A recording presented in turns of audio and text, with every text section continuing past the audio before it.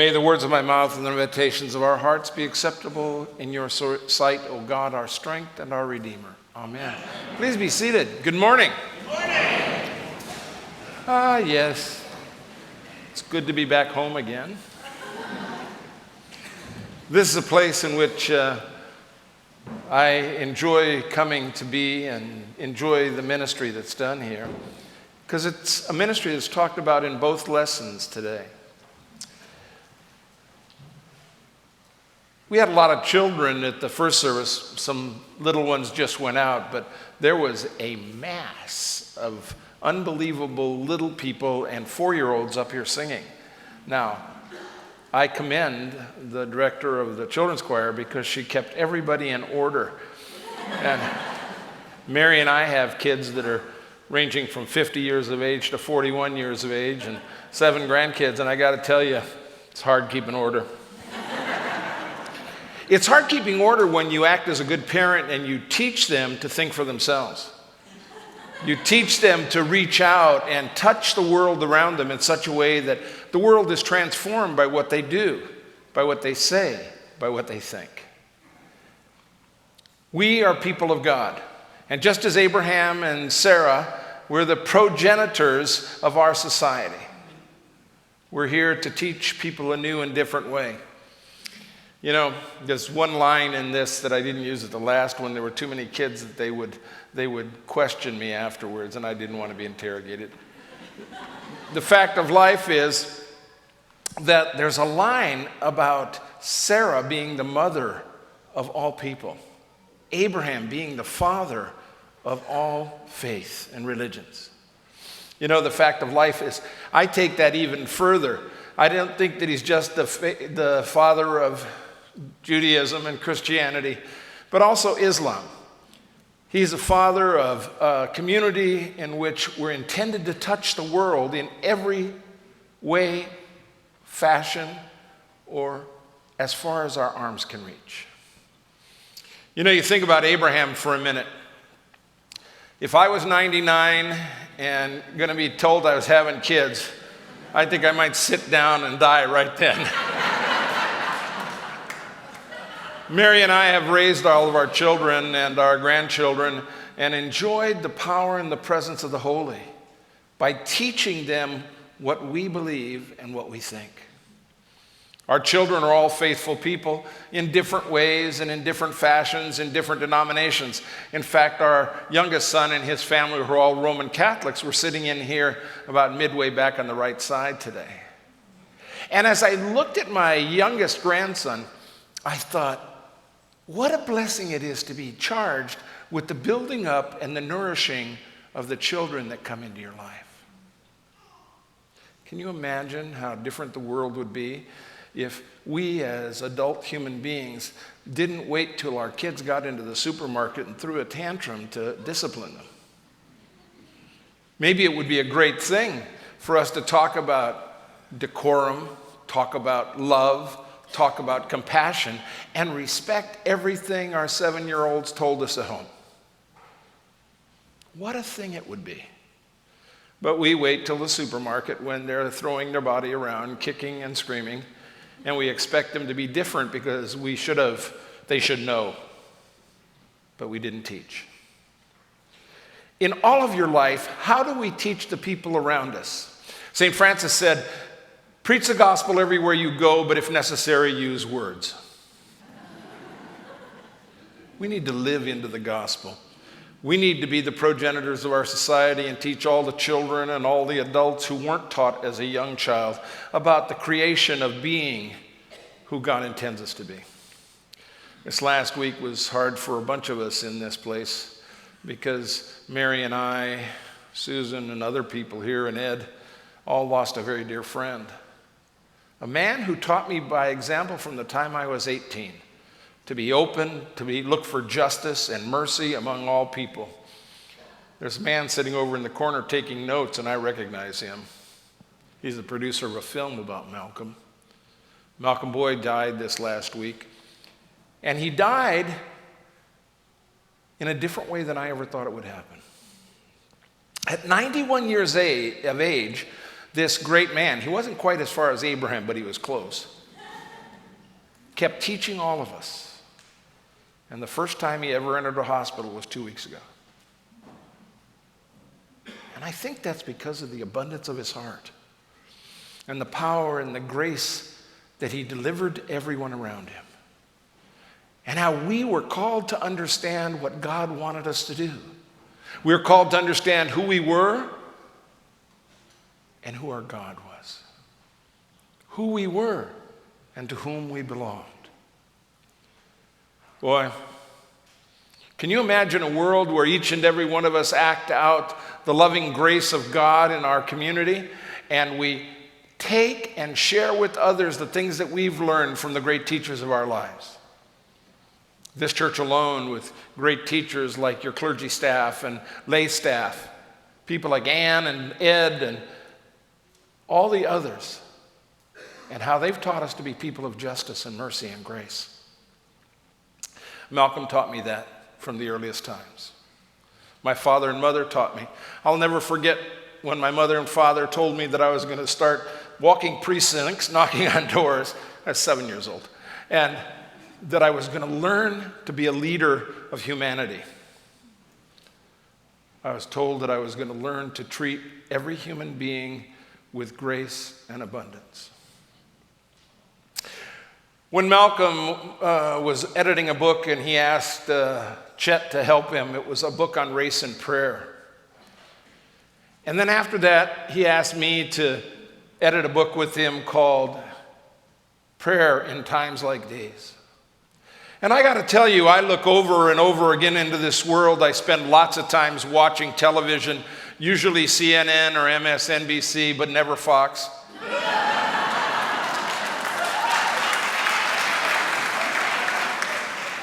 I'm glad I'm in a place where people like me. Recently, I just, Christmas ago, not this last Christmas, the Christmas before that, I sat in the second row from the back in the side pews over here and tried to hide out, but the rector found me.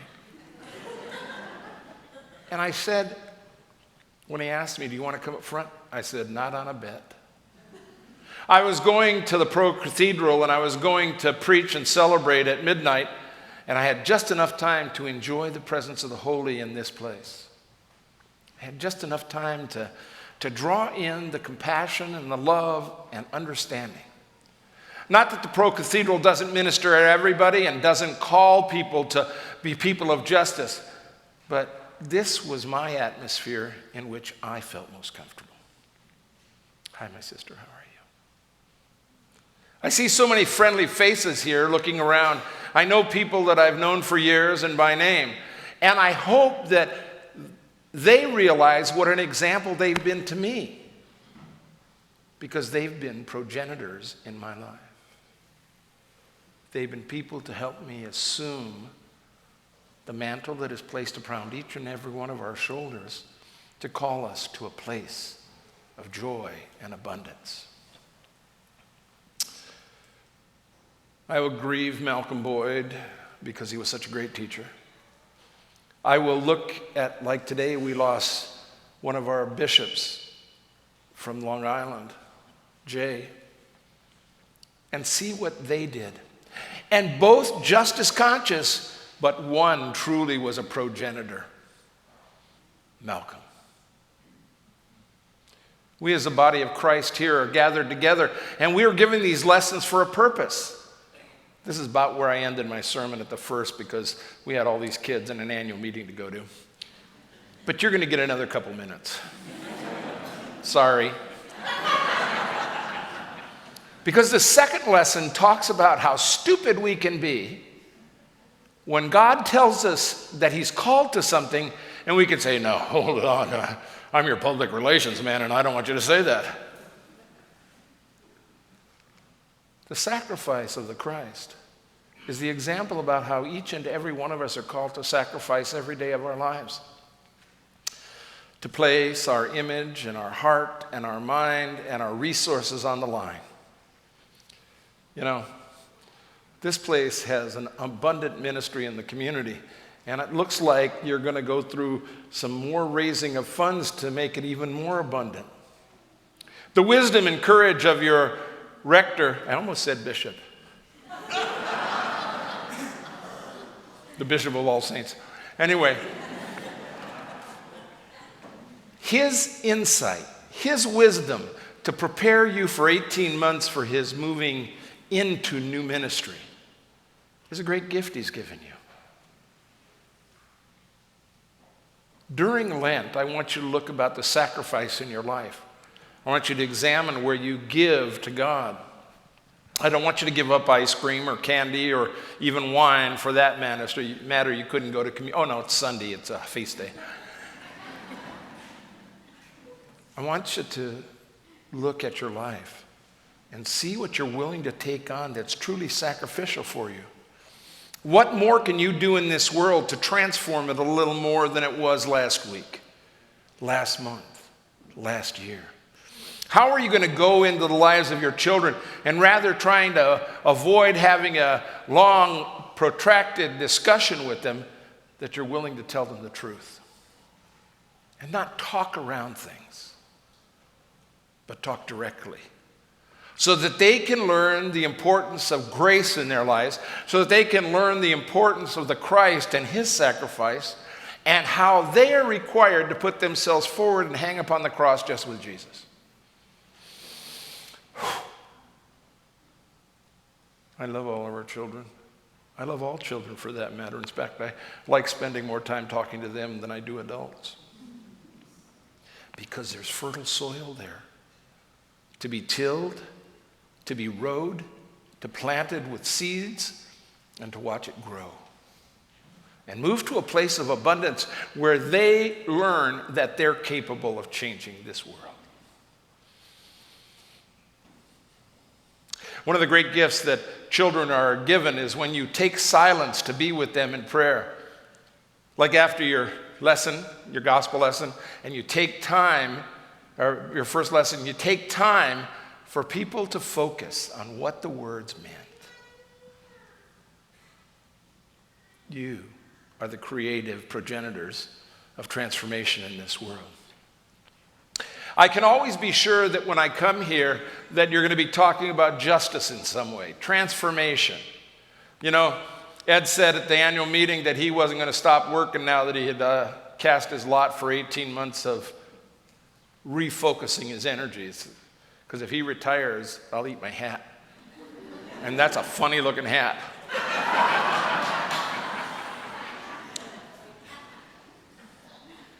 He will refocus and move on. And he said he wouldn't stop working for this place until the day he walked out the door permanently.